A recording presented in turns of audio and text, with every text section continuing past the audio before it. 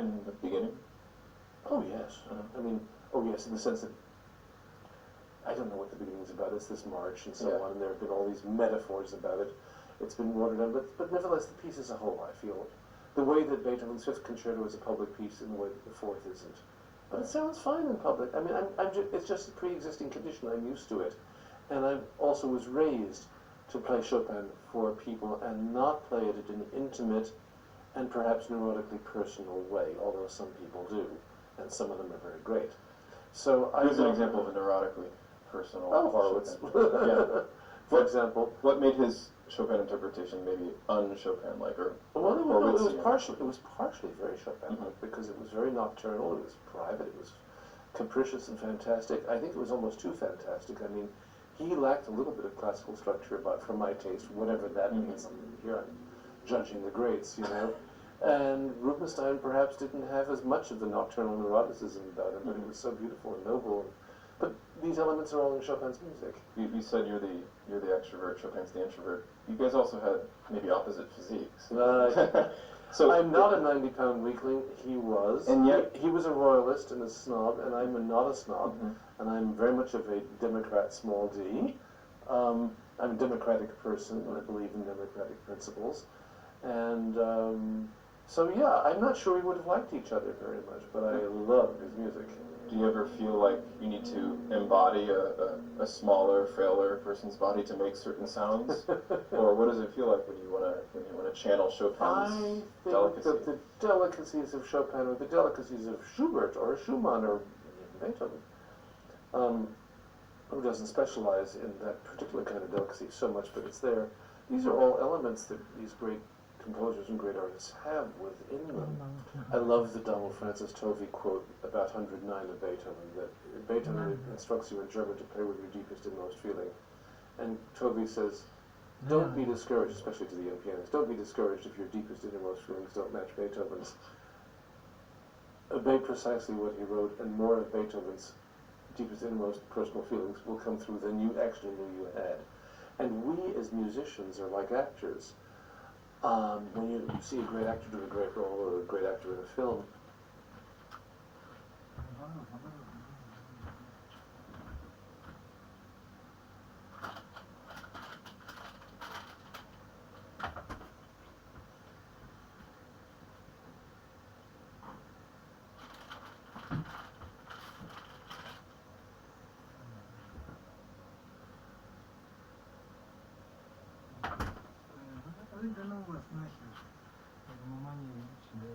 Работать надо, говорить, о чем говоришь вообще?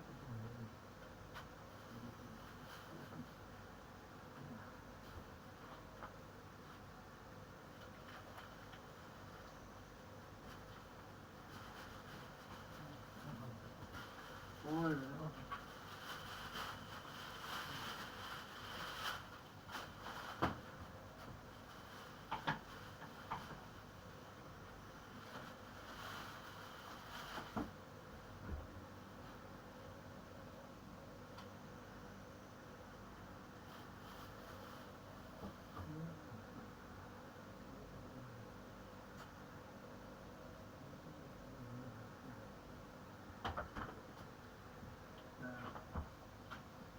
правильно, я тебе говорю, просто лучше смешайся, да, смешайся.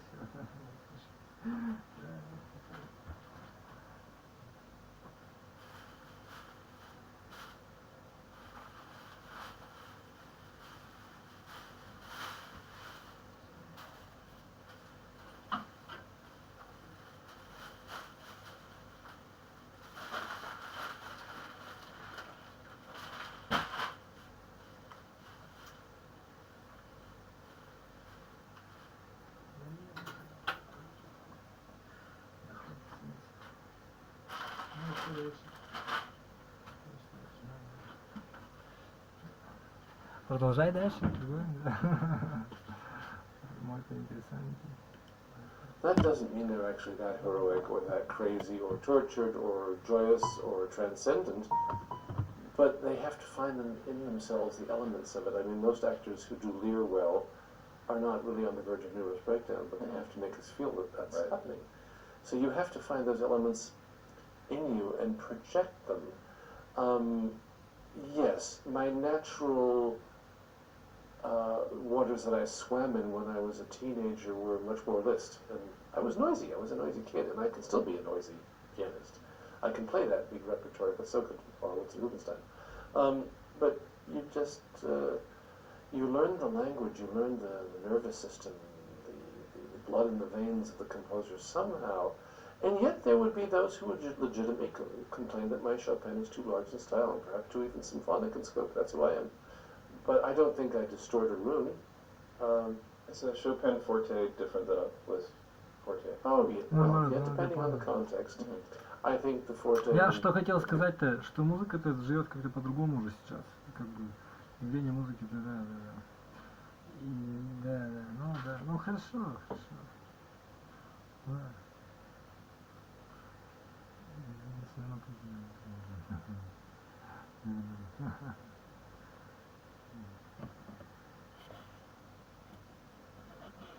Нет, да, ну ладно. Да, Biggest fortes in the fantasy and F minor, or some of the scherzos. Can you give an example? Watch out. Uh-oh. You know, you can't delicate yourself through it. Oh, I'm such a sick boy. I don't know if you know this, but I have a front row seat here. You have to be careful with my... Yeah. I know, that's why I said watch out. Here it comes. You know,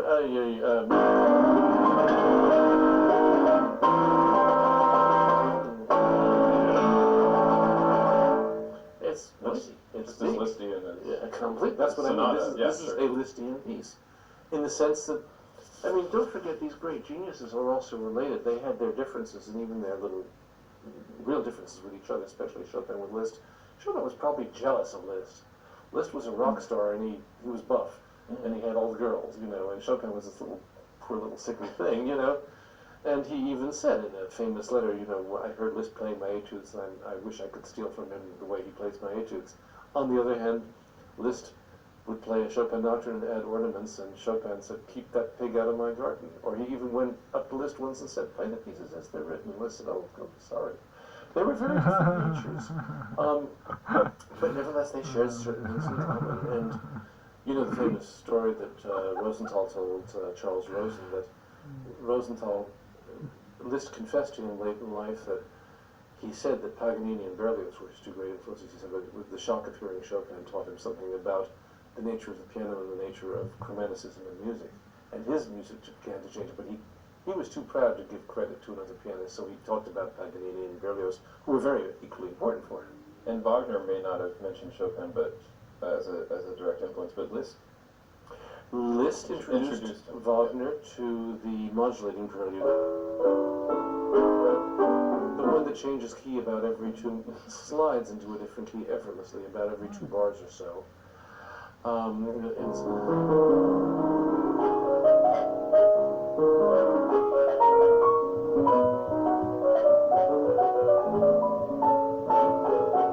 Now, that Chopin slides around all the time, but that piece is in the classical or even Baroque modulating prelude. Beethoven wrote one that's not as good as this, but where composers practice modulations. And so, as usual, Chopin made a great work of art out of it. But it was, I think it was Cosima who said that Liszt introduced Wagner to it, her father introduced Wagner to it, and he became quite obsessed and asked Liszt to play it several times. And this was about 1845, before Wagner had become a great chromaticist. He probably would have figured it out anyway. I mean, he was also a great genius. I mean, these people didn't have to say, oh, I've heard this Chopin thing. You know, it's like a bad film. But nevertheless, yes, to be shown what could be done and how it could slide. I mean, just look at, you and I were speaking about it a couple of, but just look at the E minor prelude if you give the outline of harmony.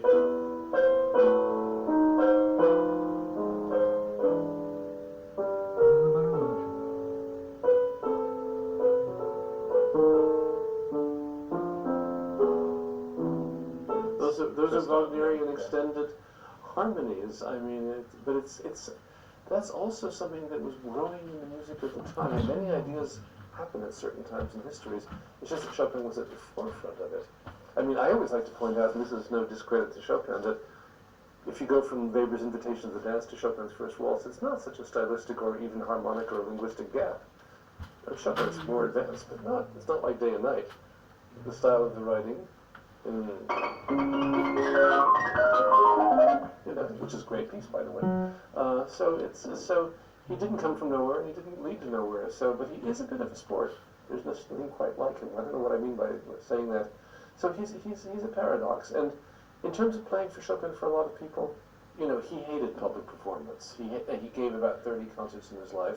We know what he played and where he played.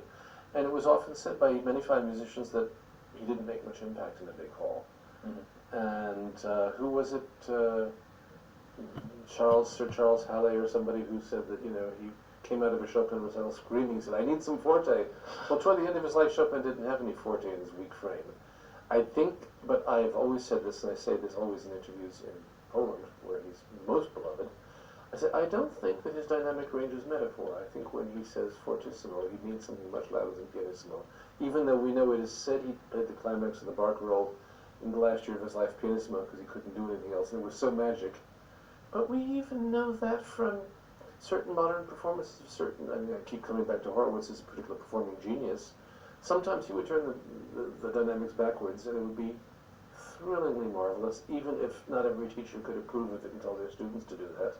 There's also the apocryphal story that one of his favorite pianists was a young German named Gutmann, who was big and powerful and muscular, and broke a string while playing the Polonaise and apologized, and Chopin said, "If I had your strength, there wouldn't be strings left in the piano." Well, that's a lovely romantic story. I don't even know if it's true, but like most things, it might be. Who knows what Chopin really wanted? I mean, did he really want to leave Poland at age 20 and die in exile in Paris after living a miserable sick life and then become a secular saint for his country? I don't think he planned it. I doubt it. I doubt, one of my other doubts, and I hope this is just not too irreverent, I don't think, volumes have been written about the last piano sonata of Beethoven, and it deserves many, many hundreds of volumes, and meaning, and the last sonata by the great master of Bonn living in Vienna, Did Beethoven pen the 111 and then say, "I am the great Beethoven, this is my last testament, I can write nothing more in piano sonata"? It's only his late style because he I played it a know. few years later. He went on to write some insubstantial pieces like the Ninth Symphony, the Missa Solemnis, the last string quartets, bagatelles, and some potboilers, which weren't very good. Had he lived, would he have suddenly said, "I can say nothing more"? There is a valedictory quality to that finale, and it is the summation of all the piano sonatas, but is that really what his plan was? You're making me realize I sometimes mistakenly think of Chopin as having a late style, the Polonaise fantasy. No, I don't think you're mistaken. Well, except that it wouldn't have been late, it would have been middle style. It was middle style, and Schubert's middle style was early middle, of course. No, Chopin was 39. It's true. Like Charles Rosen points out very brilliantly, I think, that Mozart and Chopin, in their later years, in their later styles, were not as facile as they were and as easy in composition, although they were both still easier than most composers because they were both more talented at putting music on paper and getting it in. But the early Chopin pieces are like a lot of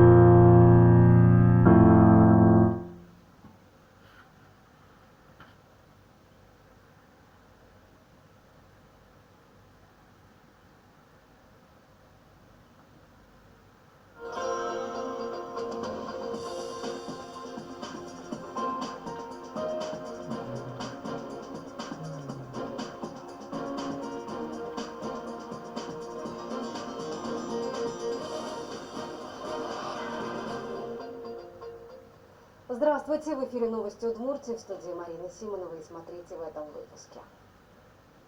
В Удмуртии снова массовая гибель пчел. Специалисты управления ветеринарии начали проверку в Сарапульском и Сумсинском районах. Каких осложнений стоит опасаться после новой коронавирусной инфекции? В республике началась диспансеризация переболевших ковид. И дожди все-таки будут. Когда ждать осадков и о чем предупреждают синоптики?